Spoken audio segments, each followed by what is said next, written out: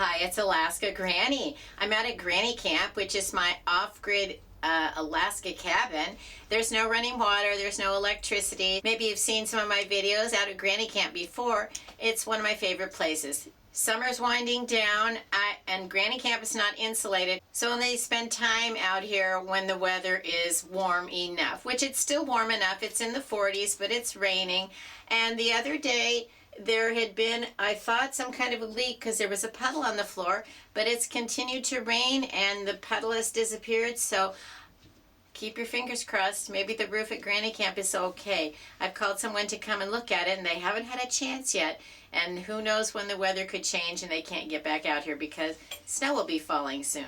Anyway, I wanted to share a simple meal that I'm going to cook on my butane stove. If you've never used a butane stove, it's very simple. They have a butane fuel cartridge, a little can with the fuel. You simply stick in the can, you lock it in place, close the lid, and turn it on. That's all there is to it, and you're cooking with butane gas. They're safe to use indoors. You should have a little ventilation, and always make sure that you have a smoke alarm with a carbon monoxide detector whenever you're using anything with an open flame. So today I'm rotating some of the foods out of my pantry. I have a can of chicken and dumplings, and I have a can of mixed vegetables. And if you look when you purchase mixed vegetables, some of them are mixed vegetable medley, some of them are just mixed vegetables, and the mixed vegetable medley actually includes potatoes. So whether or not you want potatoes, look them over and decide which ones you want to get. I didn't realize there was a difference for a long time, and I just thought some of them have potatoes, some of them don't. And then I realized it's actually in the name, and if you look at the picture on the label, it is stated there. So it's not just a surprise if it's going to include potatoes. I also have a package of instant mashed potatoes. I like the Idahoan instant mashed potatoes. You only need to add water. And then I have some little packets of applesauce, little cups of applesauce. So let's go ahead and get this started. The first thing I'm going to do is put on my tea kettle. I'm going to boil 2 cups of water, is how you make the potatoes. Then I have this insulated dish that I bought at Walmart, and it has a snap-on lid, and it even is great for hot food, and then it has a little pressure escape valve. Whenever you're storing hot foods in something like this, press the pressure release valve before you try opening it, just to avoid any splatters and spills. But then it's nice because it has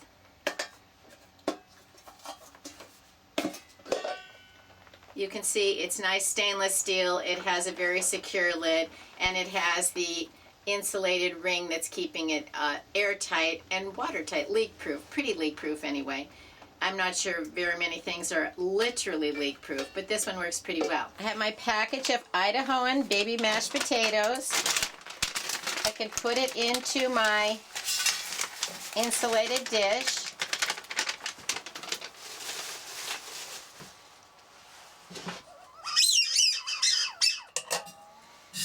Add the 2 cups of boiling water. Give it a stir.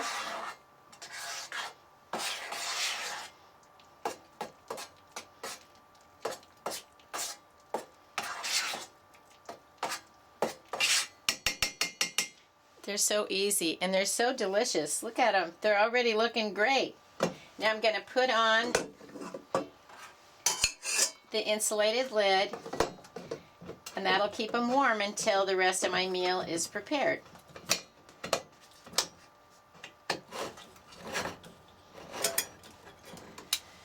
When you're storing canned goods, make sure that you store some sturdy, well-made can openers. Okay, Sweet Sue chicken and dumplings. That doesn't look that appetizing when you just open it, does it? But let's go ahead and add it into the pot. It smells good. There we go. You can see there's a lot of dumplings, broth, and pieces of chicken once you actually empty it out of the can. Smells good.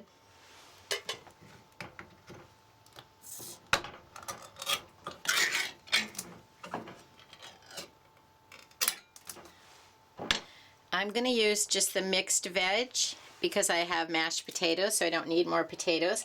But I'm going to pour off the liquid.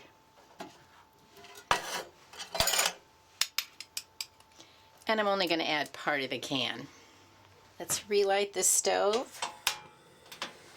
Add some of the veg.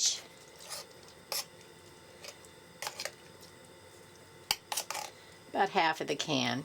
You can see there's beans, peas, corn, carrots. Looks good. And lima beans.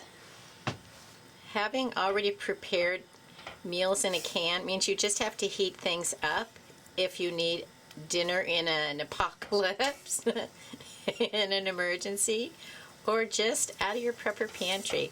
It doesn't have to be an apocalypse to want to have just a quick and easy meal. And you can see it's simple even if you want to go camping. You can take some of these foods with you so they don't have to just languish in your pantry. They're easy enough to cook. So if your power went out, something like a propane or a butane stove is a great way to do some easy cooking.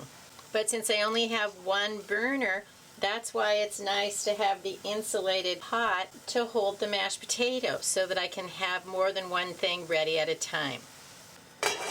Put on the lid. You don't use up so much of your fuel if you put a lid on it. Just like at home, remember to use the lid when you're just heating things through. Look at that. Easy, hot, ready to serve. Okay, let's serve the chicken and dumplings with vegetables and mashed potatoes. The first thing I'm going to put on my plate is the mashed potatoes, so I'm going to push to release this. And now I can open it up. Look at that. See how it keeps it hot? Yum. So I can have a nice big serving of mashed potatoes.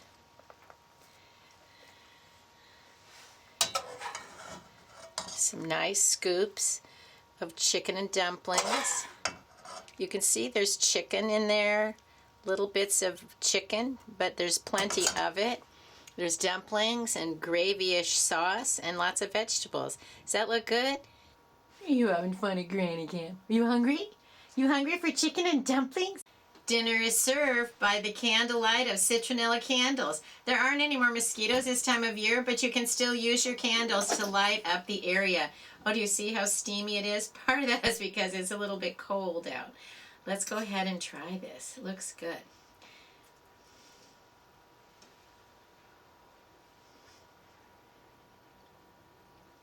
Very good.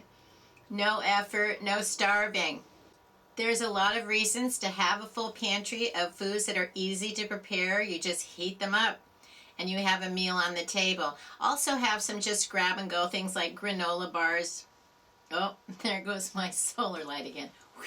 Okay. Make sure you have some just grab and go foods like granola bars, little cans of like chicken and crackers that you can just open and eat. Foods that don't require any preparation at all. Just tear open and eat it. All kinds of nuts and snacks.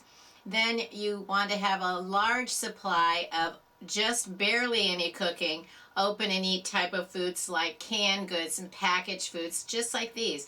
There are all types of varieties of easy to make meals, so look over the foods in the grocery store when you go and see what looks good to you. I'll look at something and think, could I eat this every day for a week? And if the answer is yes, then I'll buy several of them so that I have them in my pantry. My solar light is not working very well. We're not getting enough sunlight anymore, so excuse my solar light going off and on. So when you're in the store, if you see a food you've never tried before, just get one. If you like it, you can go back and get more. And if it's not, then I'll just either pass it by, find something else I like, or if I would like it occasionally, I'll buy one or two. But then don't let it languish in the back of your pantry. You need to use those foods, rotate and replace them. So figure out ways to put together the foods in your pantry so that you can have some meals. Sometimes I put them together in a Ziploc bag and I call it a shelf meal. And I've made a lot of videos about shelf meal ideas so that you can have basic grab and go meals. If you had to evacuate, you could grab some of them. If you're going camping, you could grab some of them. If you just are too tired to think of what to eat, you can grab one and make it up right away.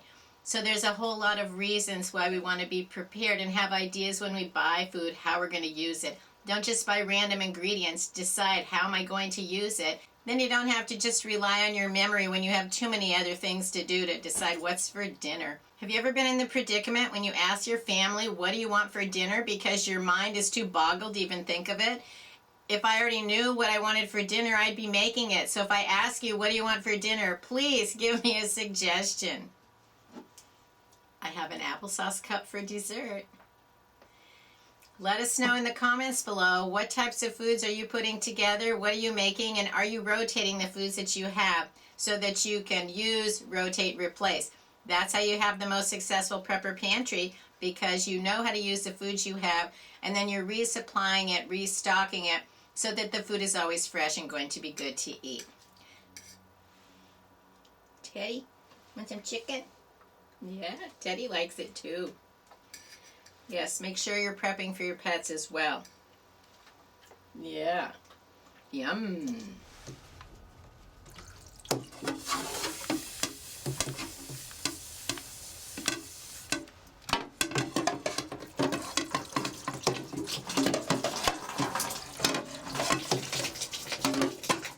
Uh-oh.